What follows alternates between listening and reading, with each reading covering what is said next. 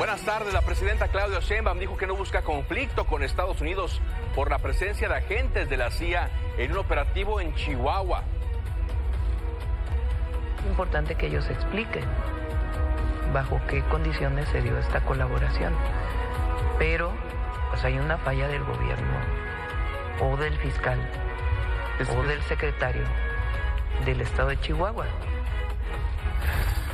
Tras un operativo en la zona serrana entre Sinaloa y Durango, fueron detenidas 10 personas del círculo cercano a Aureliano Guzmán Loera, el Guano, hermano del Chapo Guzmán.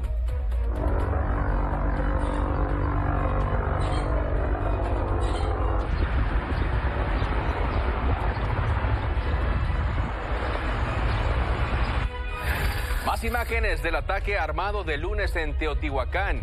Un nuevo video muestra cómo llegó Julio César a la pirámide, a esta meseta de la pirámide, y se alistó para disparar.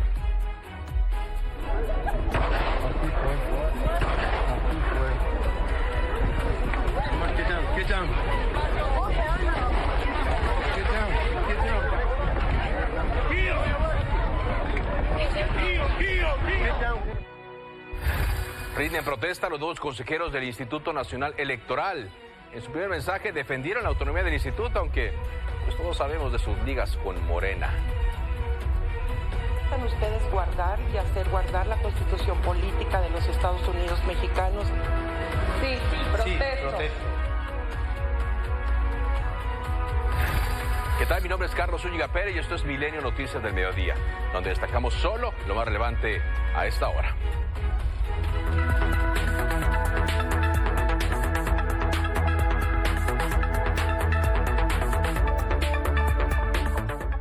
Desde ayer, fuerzas federales han desplegado un operativo aéreo y terrestre en el poblado de Cebadilla, del municipio de Tamazula, en Durango, en la zona serrana que limita con Badiraguato, Sinaloa, con sobrevuelos de helicópteros Black Hawk y presencia de convoyes militares en la zona. El secretario de Seguridad, Omar García Harfuch, confirmó que hay 10 personas detenidas como resultado de estos operativos, identificadas como integrantes del grupo delictivo de Aureliano Guzmán Loera, el Guano, hermano de el Chapo Guzmán. Descartó por ahora la captura de este personaje, en medio de versiones que apuntaban a que ya había ocurrido, pero por ahora solamente son cercanos al Chapo, al Guano, los que han sido detenidos. Están desarrollando acciones operativas desde la mañana en Sinaloa, específicamente en Badiraguato y en los alrededores. Hay acciones del Gabinete de Seguridad, principalmente encabezadas por la Secretaría de la Defensa Nacional. Ya hay detenidos, todavía no se confirma la detención de este sujeto, pero las operaciones continúan en este momento.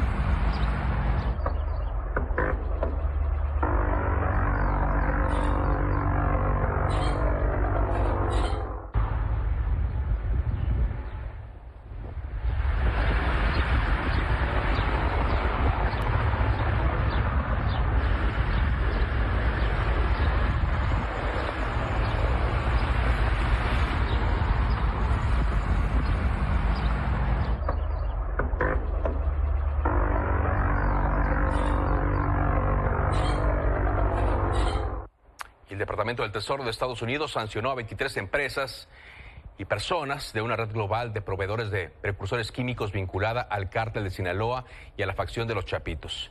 En un comunicado apuntó que a través de la Oficina para el Control de Bienes en el Extranjero, la OFAC, se bloqueó financieramente a individuos y firmas de India, Guatemala y México que enviaban sustancias para fabricar fentanilo y metanfetaminas a Estados Unidos con etiquetas falsas. Entre los sancionados destaca un comerciante indio y su colaboradora. También un guatemalteco encargado de la logística y una pareja mexicana vinculada directamente con los Chapitos. En torno al caso de Chihuahua, la presidenta Claudia Sheinbaum aseguró que no busca escalar un conflicto con Estados Unidos por la participación de agentes de ese país en un operativo antidrogas en Chihuahua. Pero su gobierno tampoco puede ignorar que este hecho constituya una violación a nuestra Constitución. En su conferencia dijo que ayer buscó sin éxito hablar con la gobernadora de Chihuahua, pero que no la localizó. Confirmó que la panista se reunirá hoy mismo con el secretario de Seguridad, Omar García Harfuch, para hablar sobre lo ocurrido el fin de semana en Chihuahua. Dijo que buscan una explicación clara sobre la participación de los agentes de Estados Unidos en acciones en ese país, en ese estado, en Chihuahua, y dijo que sí hubo una falla en los procesos. Esa fue del gobierno del estado de Chihuahua. Por supuesto, el gobierno de los Estados Unidos, el embajador, debería de haber informado a las instancias federales. Pero la principal falla está en el gobierno estatal, que solicitó esta colaboración. Y eso está en contra de la Constitución y de la Ley de Seguridad Nacional.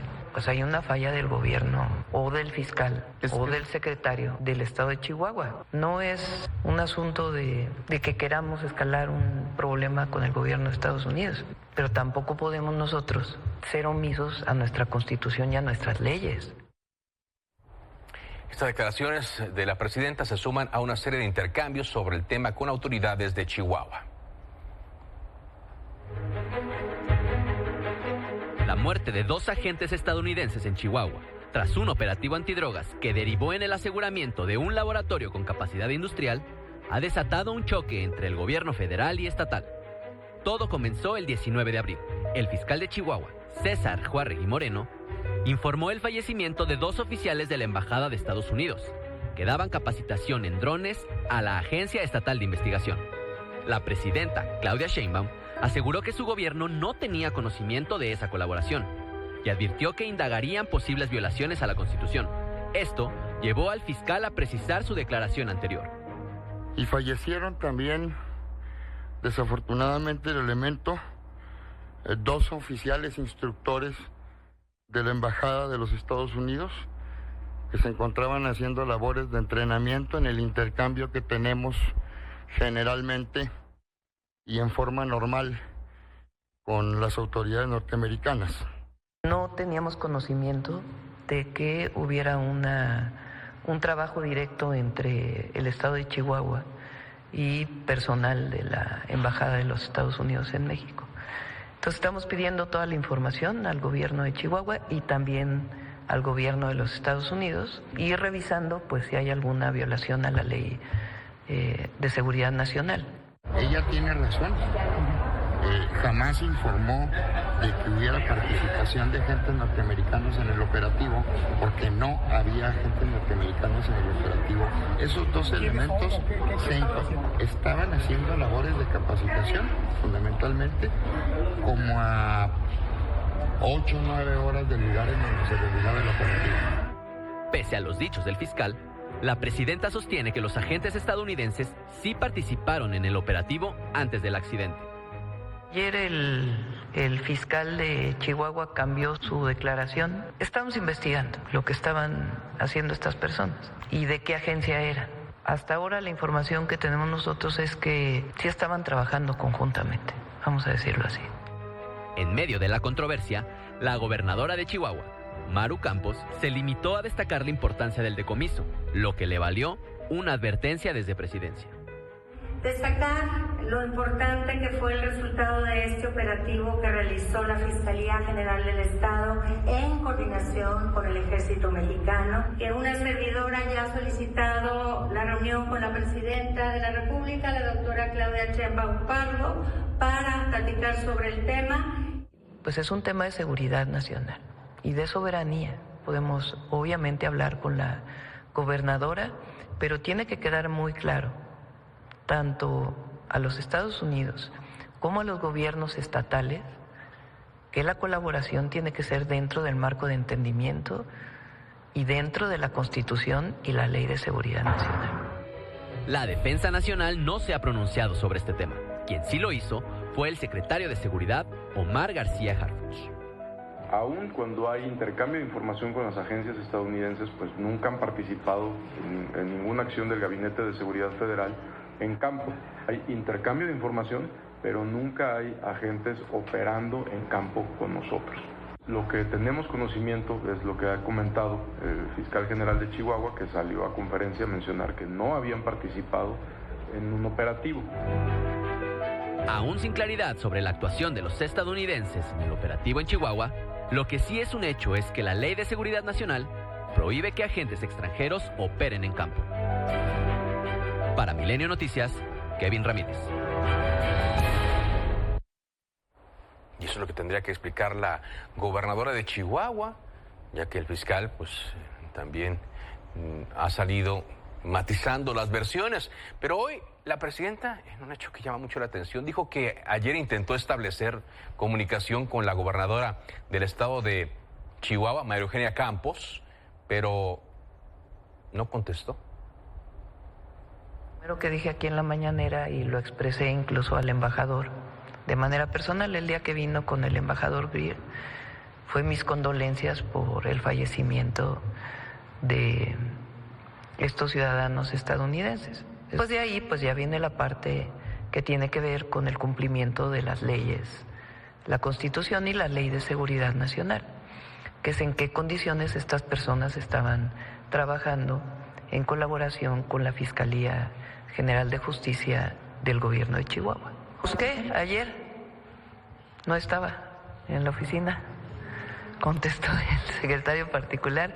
Hoy va a ver al secretario de Seguridad y bueno, espero que nos podamos contactar, pero sí la busqué de manera personal a través de Luisa Abreu, que es la compañera que me ayuda todos los días en la oficina. ¿Quién no le toma la llamada a la presidenta de la República esté haciendo lo que esté haciendo? Aún así, la gobernadora de Chihuahua dijo que ya iba a buscar a la presidenta, como lo escuchábamos en el reportaje previo.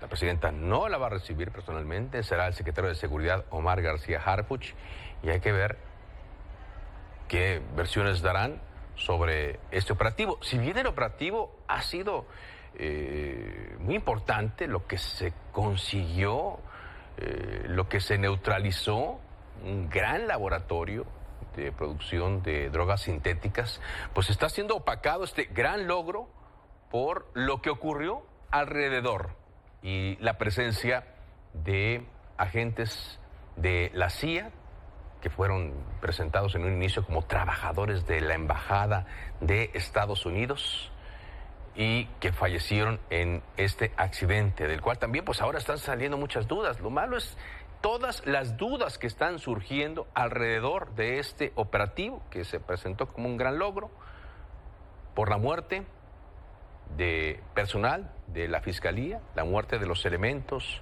de la CIA, que es muy lamentable, por supuesto, y cómo es que se llevó a cabo este operativo, cómo se fraguó y cómo se desarrolló este operativo en la zona serrana de Chihuahua. Pero ese asunto no queda allí. El gobierno de Chihuahua abrió las puertas de ese estado a agencias estadounidenses bajo el argumento de impulsar la cooperación y fortalecer el combate al crimen. El secretario de Seguridad de Chihuahua, Gilberto Loya, informó que el piso 18 de la Torre Centinela funcionaría como un centro de enlace para el análisis e intercambio de información con corporaciones como la Agencia Antidroga de Estados Unidos, la DEA, el Buró Federal de Investigaciones, el FBI y el CBP. Detalló que el objetivo es identificar patrones criminales, rutas y objetivos prioritarios, siempre, dicen, bajo la conducción mexicana y dentro del marco legal, por lo que rechazó cualquier intervención operativa extranjera en su territorio, que por ende sería en territorio nacional, lo que está prohibido por la Ley de Seguridad Nacional, porque pues, Chihuahua no es autónomo. Mientras que el diario Los Angeles Times reportó que agentes de la CIA habrían participado en al menos 3 operativos en Chihuahua durante este año, incluido el del día 19 de abril. Es decir, no sería un único operativo el que se llevó a cabo. Según la publicación, en esa acción participaron 4 agentes quienes habrían utilizado uniformes estatales para integrarse a las operaciones. Hasta el momento la CIA no ha emitido comentarios al respecto. Y bueno, creo que también están buscando la manera de explicar qué fue lo que ocurrió, qué es lo que ha ocurrido en los últimos meses con el gobierno de Chihuahua en estos operativos. Aquí en México, el Senado, aquí en la Ciudad de México, el Senado aprobó citar a la gobernadora de Chihuahua, María Eugenia Campos, y al fiscal del estado, César Jauregui, a una reunión de trabajo, así le dijeron, reunión de trabajo, para esclarecer la presunta participación de los agentes de la CIA en estos operativos de seguridad. Legisladores oficialistas dijeron que no se trata de una sanción, sino de un ejercicio de rendición de cuentas. La oposición pidió entonces llamar a cuentas a gobernadores de Morena como Rubén Rocha. Estamos exigiendo la comparecencia de 2 gobernadores de Morena, de Rubén Rocha Moya del estado de Sinaloa y de Marina del Pilar del estado de Baja California. Y para que no evadan responsabilidad, el resolutivo es un espejo del suyo. Es una solicitud exactamente en los mismos términos.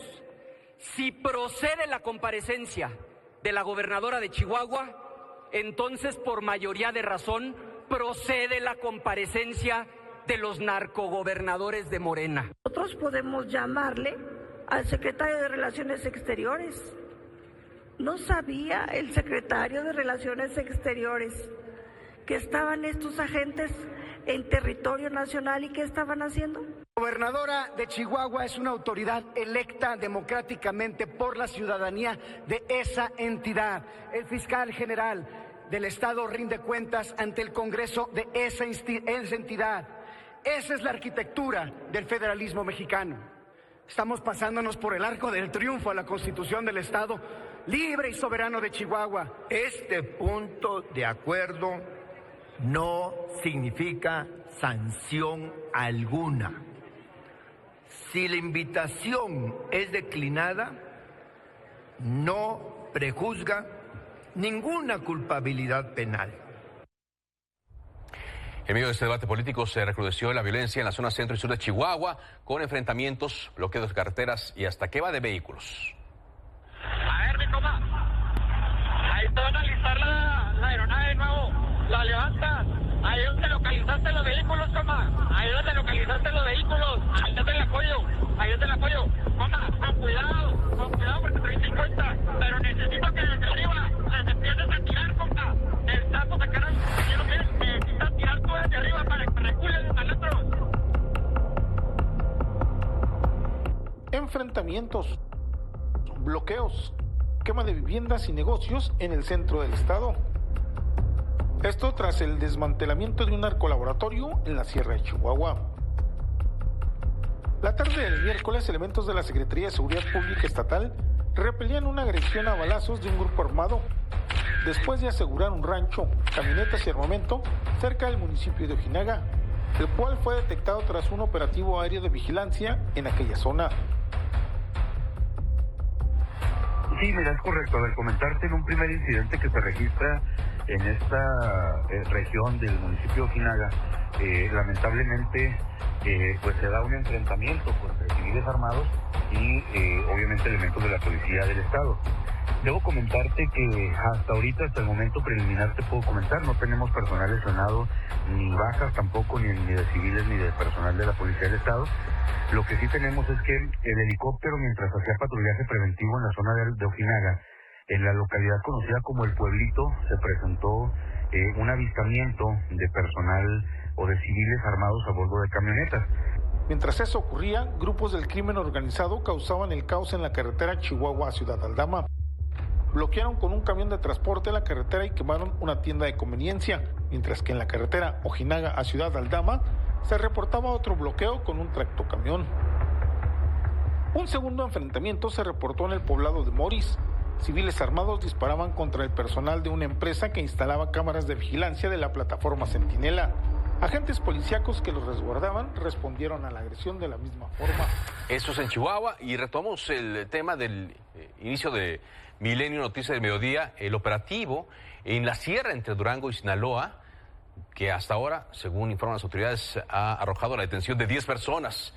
Está con nosotros, y le agradezco mucho, Adrián López, director editorial de el diario Noroeste de Sinaloa. Gracias por acompañarnos, Adrián. ¿Qué tal, Carlos? Muy buenos días, buenas tardes. Gracias. ¿Qué se sabe sobre esto, este operativo? Durante los últimos meses, claro, hemos visto mucha presencia de fuerzas federales en el estado de Sinaloa, pero en esta zona de la sierra, ¿qué ha trascendido, Adrián? Bueno, habría que ubicar primero que en esa zona de la sierra, los límites entre Durango y Sinaloa, Carlos, es el territorio donde está el municipio de Badiraguato, que es pues, históricamente conocido como la cuna de los Guzmán. Sabemos que sigue siendo un territorio dominado por Aureliano Guzmán Loera, mejor conocido como el Guano, junto con las facciones que lo acompañan. Y bueno, no es la primera vez que corre el rumor de su captura. Ayer se sentía muy sólida esta versión en la mañana, porque tuvimos desde la noche reportes del operativo, sobre todo del movimiento aéreo que había generado este operativo. Sabemos que los helicópteros Black Hawk salieron de acá desde Culiacán.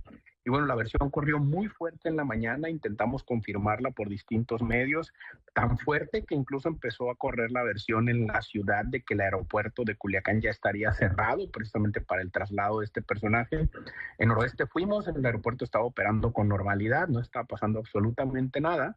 Y luego hay que recordar que durante la mañana el secretario de Seguridad Pública Federal, Omar García Harfuch, estaba dando una rueda de prensa por el tema del huachicol, y ahí le preguntaron, reconoció el operativo, dijo que había detenidos en plural, pero que Aureliano Guzmán no estaba identificado entre ellos.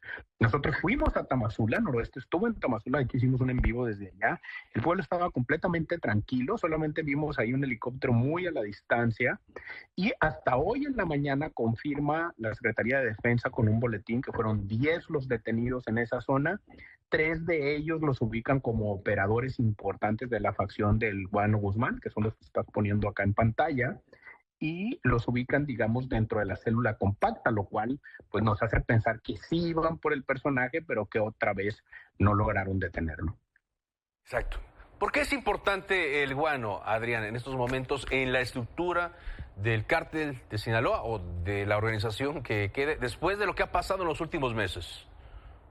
Hay que recordar que Sinaloa está viviendo una pugna entre los hijos del Chapo Guzmán y los hijos del Mayo Zambada. Los Guzmán contra los Zambada desde la traición de Joaquín Guzmán a el Mayo Zambada en julio del 2024, que detonó hasta septiembre y que desde entonces a Sinaloa le ha dejado más de 10.500 vehículos robados, más de 3.600 personas desaparecidas y más de 3.100 homicidios.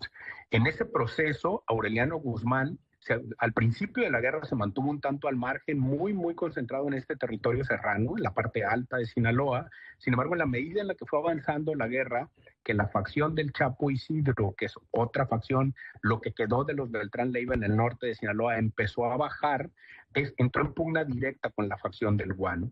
Y hemos visto muchos enfrentamientos ahí, sobre todo en toda la parte, digamos, que conecta a la franja serrana de Sinaloa con Durango y con Chihuahua, y entonces el Guano forma una parte importante, digamos, de los bastiones de los Guzmán que podrían todavía sostener la guerra.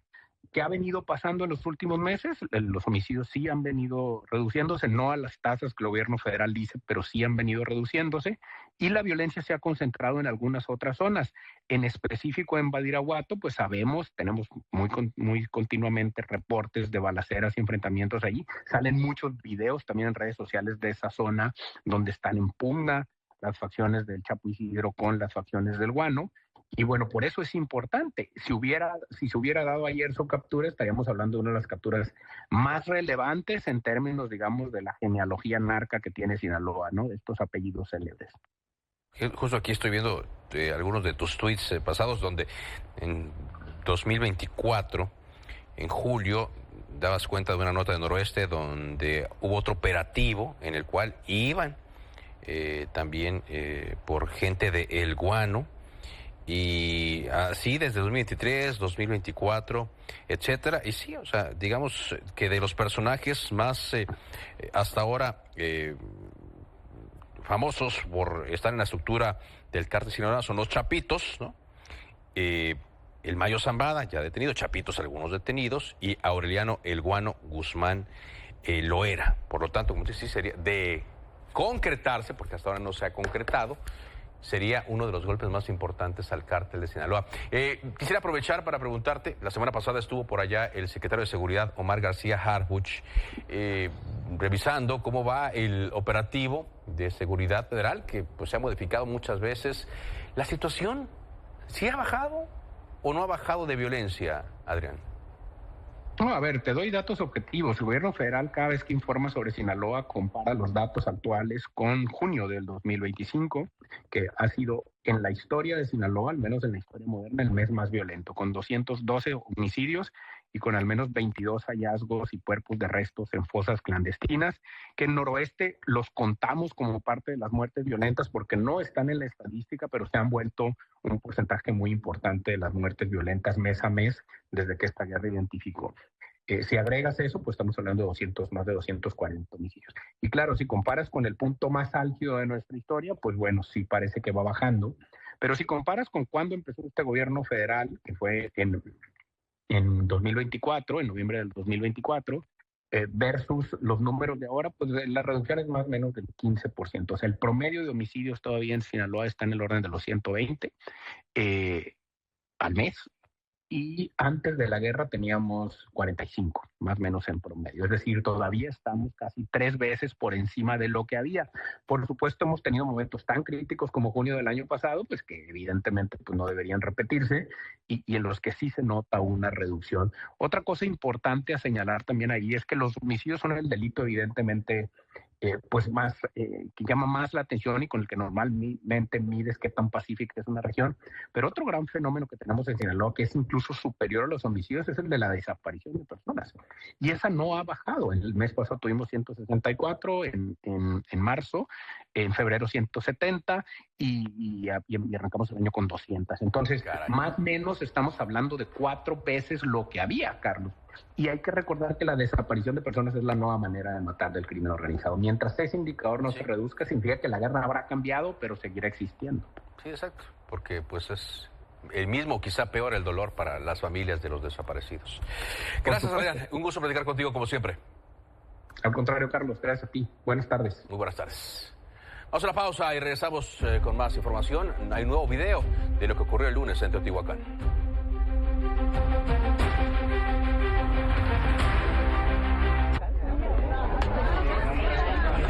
Is this the last thing that's part of the tour? No, we walk. No, I mean here at the pyramids. Yeah, I think so. Sí, ¿verdad? Es lo último. Ya de aquí nos vamos para mí.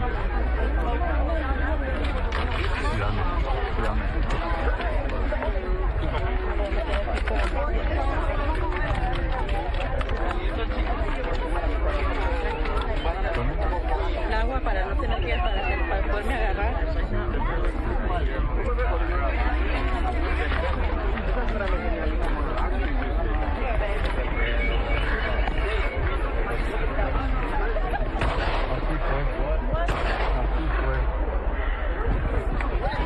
Get down.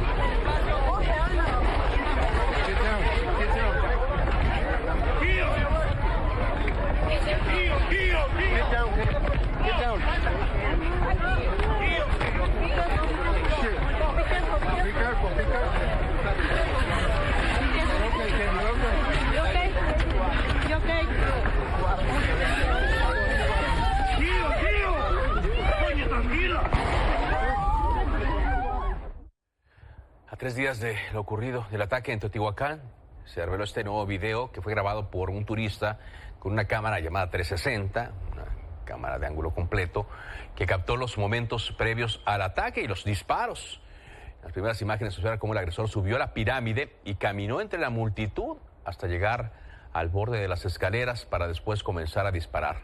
Al escuchar las detonaciones, el dueño de la cámara corrió hacia abajo de la pirámide, documentando todo lo que sucedía. Osvaldo Müller, vamos contigo para que nos platiques qué ha pasado con el cuerpo de Julio César Jasso, el atacante de Teotihuacán. Te escuchamos, Osvaldo. Buenas tardes. ¿Cómo estás, Carlos? Muy buenas tardes. Finalmente la familia pues ya recibió el cadáver de Julio César Jasso Ramírez, el atacante de Teotihuacán, cuando ocurrió durante la madrugada de este jueves. Fue alrededor de la 1 de la mañana que los servicios periciales de la Fiscalía General de la República liberaron el cadáver y posteriormente eso dio paso para que la Fiscalía Mexiquense llevara a cabo todo el trámite legal, entregara ya pues la documentación, entre ella pues el certificado de defunción a los familiares. ¿Quién acudió por este cadáver? La hermana y la madre de Julio, que hasta hoy pues bueno no conocemos su identidad, salvo la publicación que hizo la hermana ayer por la noche, o que presumiblemente es la hermana de Julio César, donde dice que a través de las redes sociales pues bueno este mensaje donde va a aclarar muchas situaciones que porque gran parte de ellas son mentira. Esta señorita junto con la madre estuvieron desde la tarde de ayer porque se decía que a las 3 de la tarde se entregaría el cadáver,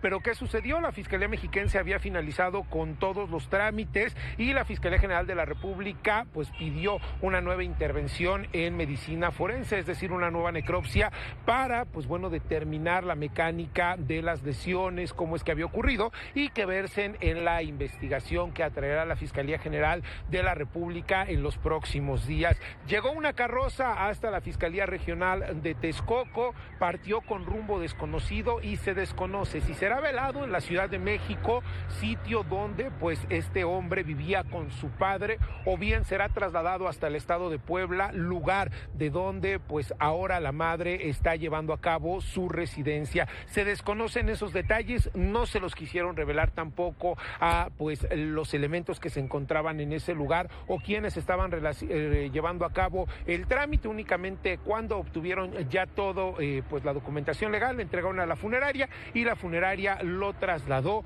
hacia uno de estos dos sitios donde se está llevando a cabo sus servicios funerarios y finalmente el día de mañana se cree que vaya a ser sepultado. No puede ser cremado de acuerdo pues a la mecánica y a lo que ocurrió, porque si en la investigación un juez o bien las autoridades necesitan volver a realizar pues intervenciones en medicina forense, tendrá que ser exhumado el cadáver para poder realizarlo, Carlos. Tiene que estar así, cuando menos algunos años, hasta que la autoridad considere que ya no necesita hacerle más estudios. Entonces no hay un dato preciso de a dónde lo van a velar y dónde lo van a sepultar, pero ya concluyó hoy el trámite a 3 días de estos hechos. Gracias, Osvaldo, por este reporte. Seguimos pendientes. Buenas tardes. Muy buenas tardes. Mientras tanto, Diana Laura Jasso, identificada como hermana de Julio César Jasso, denunció públicamente que ha sido víctima de acoso y señalamientos en las redes sociales. En Facebook escribió que la información que circula sobre su hermano es falsa y que ha sido utilizada con fines sensacionalistas. Señaló que mantiene comunicación con autoridades federales y que ha colaborado con información para esclarecer este caso. Dijo que junto con su madre darán su versión más adelante.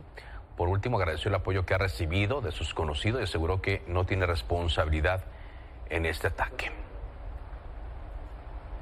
Una pausa y regresamos.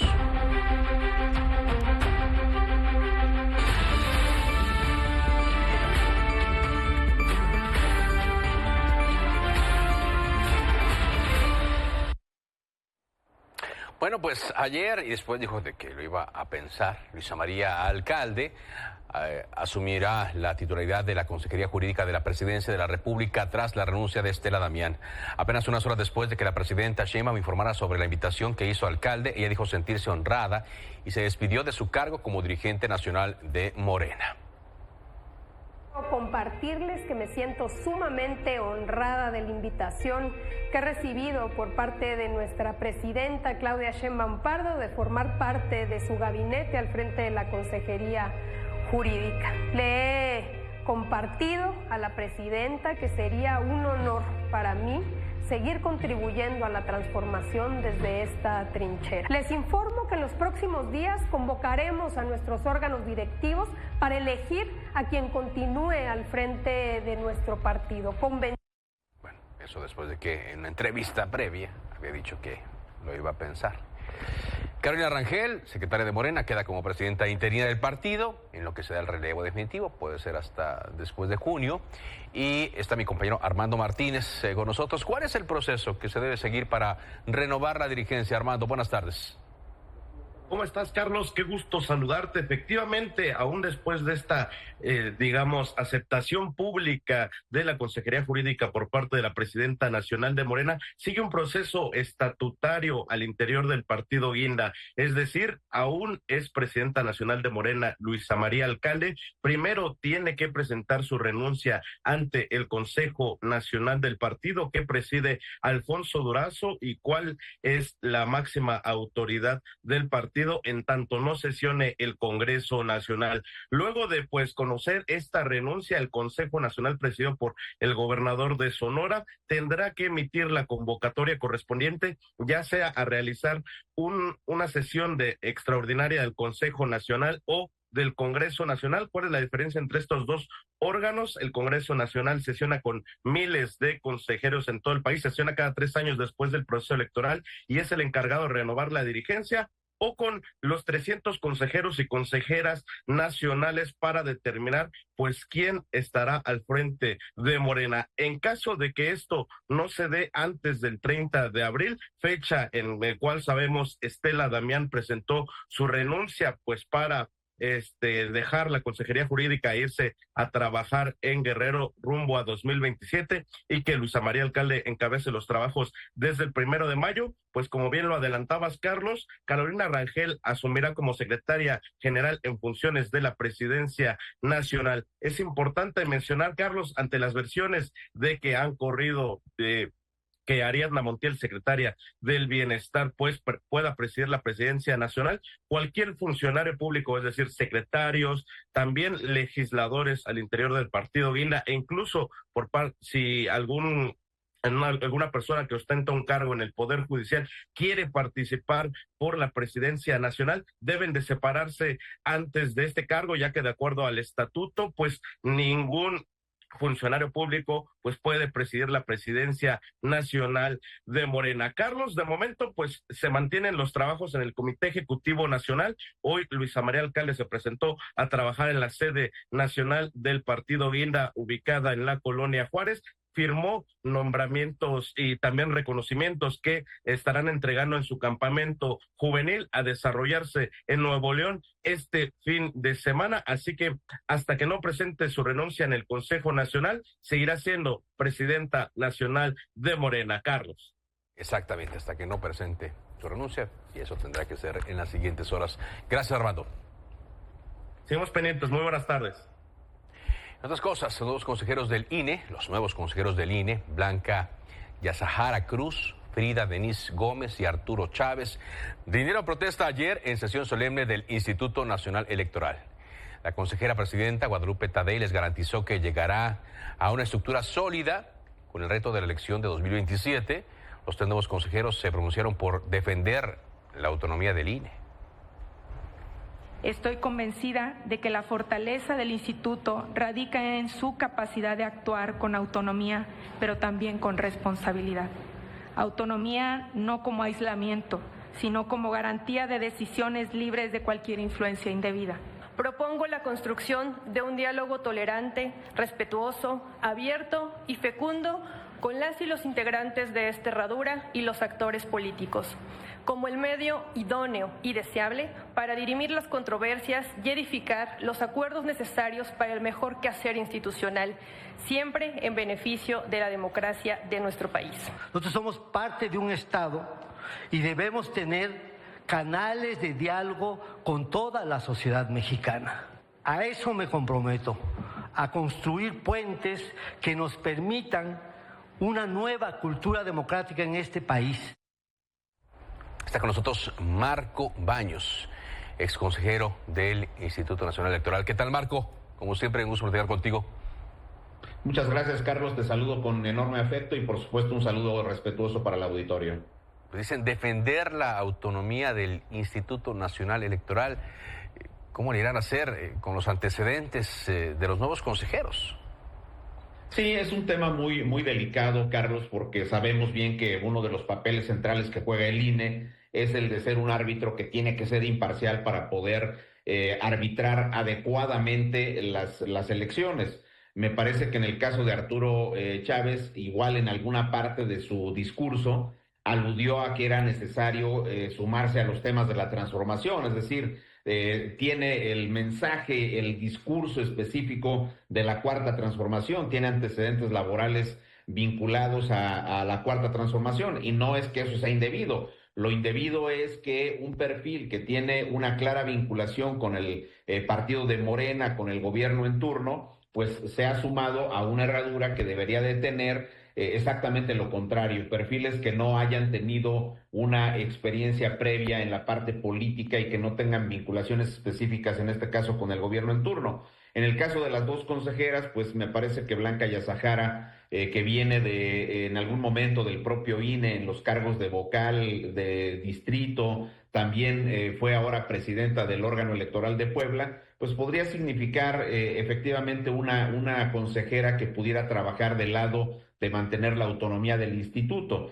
En el caso de Frida, pues ella fue consejera también 3 años en el órgano electoral de Tamaulipas, pero viene concretamente de ser la titular del órgano interno de control, que es un cargo para el que eres designado por mayoría, en este caso del Congreso Local de Tamaulipas, que tiene evidentemente una mayoría morenista. Ojalá que estas consejerías nuevas, pues, se persuadan de que lo más importante es que efectivamente exista esa autonomía. Nadie ha dicho que la autonomía signifique, como lo dijeron ellos mismos, aislarse del entorno. Creo que no, pero el problema es que no puedes tomar decisiones que claramente desemparejen la cancha, que la inclinen en favor de una de las opciones partidarias y que sus decisiones puedan generar problemas tan severos como lo vimos.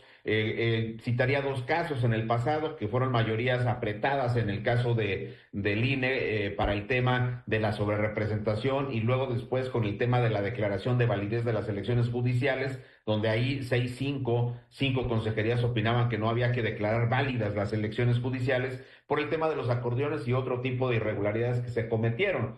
Mucho me temo, Carlos, que lamentablemente para el país el INE ya fue colonizado, que la mayoría que tiene Guadalupe Tadei pues se ve fortalecida con la llegada presumiblemente de estos 2 perfiles que me parece se van a sumar de manera clara al trabajo de Guadalupe Tadei. No quiero decir que deban llegar a bombardearla, pero lo que no puede ser posible es que se tomen decisiones que claramente favorezcan al gobierno en turno y al partido de Morena.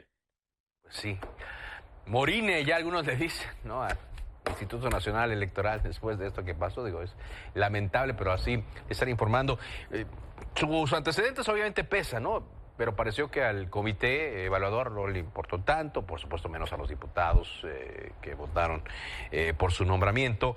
Y a partir de ahora, pues hay que observarlos con lupa, a ellos y bueno, al conjunto también de los consejeros, pero en particular a ellos que son los que llegan con esos señalamientos, Marco. Sí, lo dices con mucha claridad, Carlos. En el pasado, los consejeros fuimos sometidos por parte de organizaciones de la sociedad civil, sobre todo organizaciones promotoras de los derechos humanos, fuimos sometidos a un seguimiento específico de cómo votabas, de en qué temas te posicionabas, etcétera. Yo creo que aquí hay que hacer exactamente lo mismo.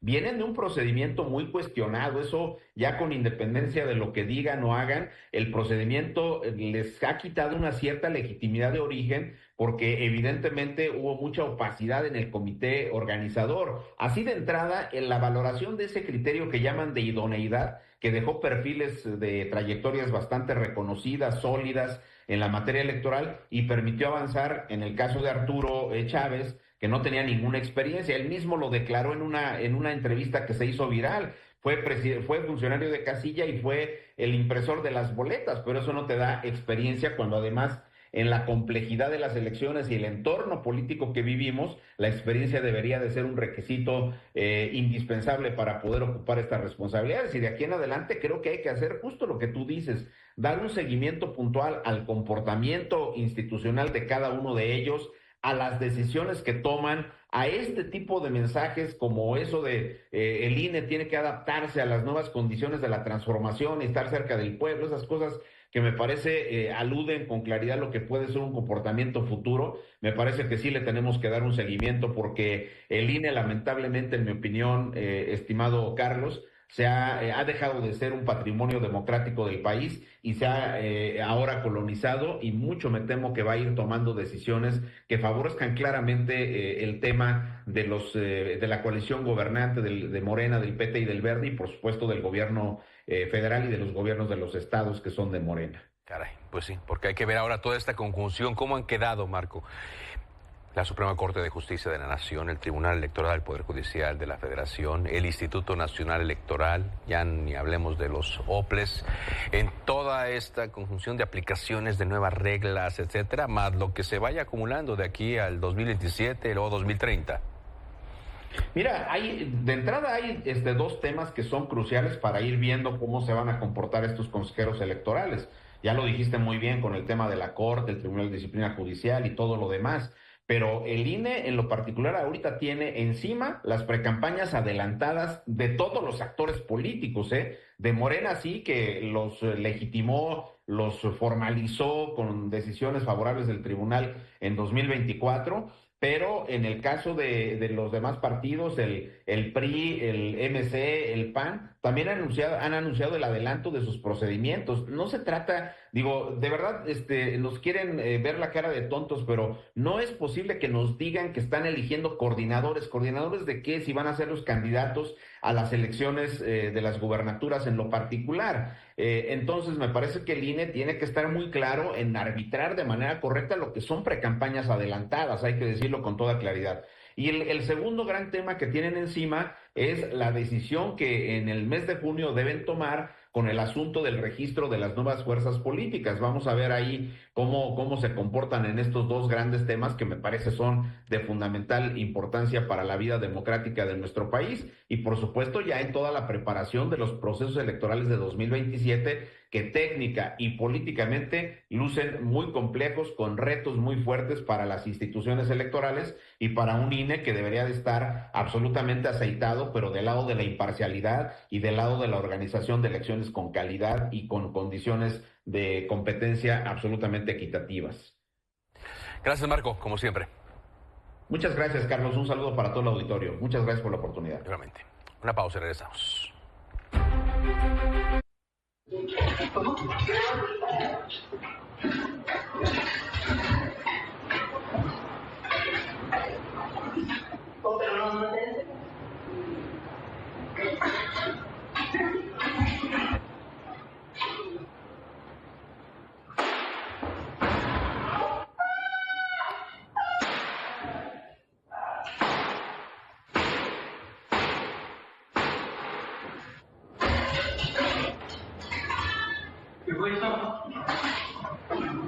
Le impediste nada, me hizo enojar. ¿Qué te pasa? Lo que mi familia es mía. Tú eres mío y ella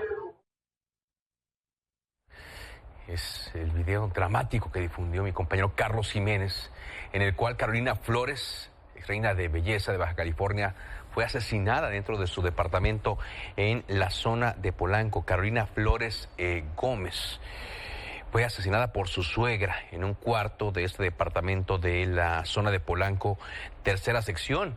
Ahí escuchamos la voz de Alejandro, su esposo, cargando a un bebé, quien después de escucharlo, pues apenas le reclamó a su madre, de nombre Erika María. La presunta agresora salió del lugar sin que hasta el momento haya sido detenida por este crimen, porque no fue hasta un día después de la muerte, del asesinato, que la esposa acudió a la fiscalía para denunciar lo que había sucedido.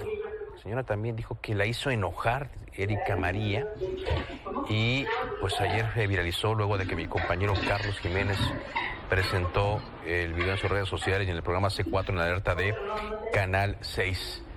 La madre de la joven dio declaraciones a un programa de televisión de los Estados Unidos. Ella se llama Reina Gómez. Aseguró que mantenía una comunicación constante con su hija, quien en varias ocasiones lo comentó sobre malentendidos con su suegra. Qué cosa. Antes de irnos, Ha concluido ya la reunión de la gobernadora de Chihuahua, María Eugenia Campos, con el secretario de Seguridad, Omar García Harfuch. Estas son imágenes del convoy que la llevó a las instalaciones de la Secretaría de Seguridad Ciudadana.